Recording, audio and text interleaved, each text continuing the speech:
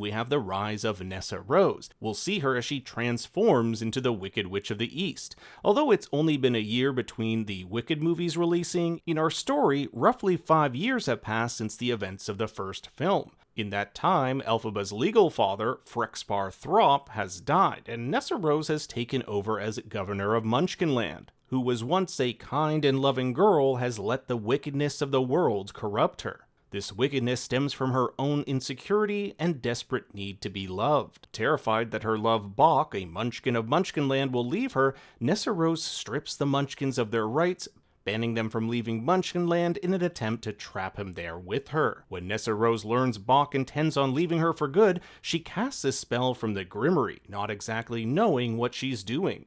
This causes his heart to shrink, and it's actually Elphaba who turns him into the Tin Man to save his life. Nessarose's shoes also become the infamous ruby slippers. Originally given to Nessarose in Part 1, these silver shoes contain arches in the shape of rainbows with tornado spiral heels, foreshadowing her own death. It'll be Dorothy's house that lands on her in Munchkinland, a result of a tornado. In the original book, these slippers are silver, but the 1939 film changed it to ruby as the creators wanted to show off the use of color in the film. Wicked for Good shows us how they went from silver to ruby. Elphaba casts a spell on them that allows Nessarose to levitate, and, in the process, turns them red. The film also shows us the origins of Dorothy's two other compatriots, the Cowardly Lion and Scarecrow. We actually got a glimpse of the Cowardly Lion in Part 1. He was the cub that was caged at Shiz. Through propaganda, he believes Elphaba a cruel animal experimenter. She turned the monkeys into these terrifying flying monsters after all.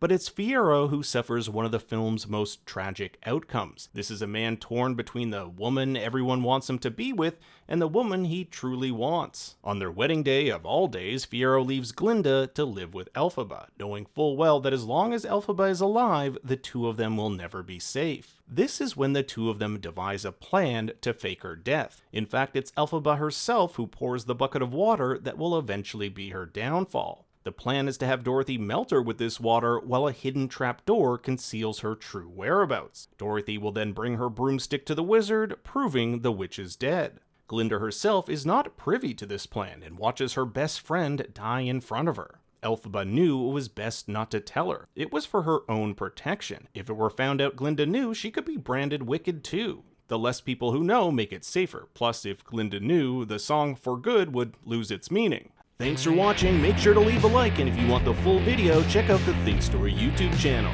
You're goddamn right.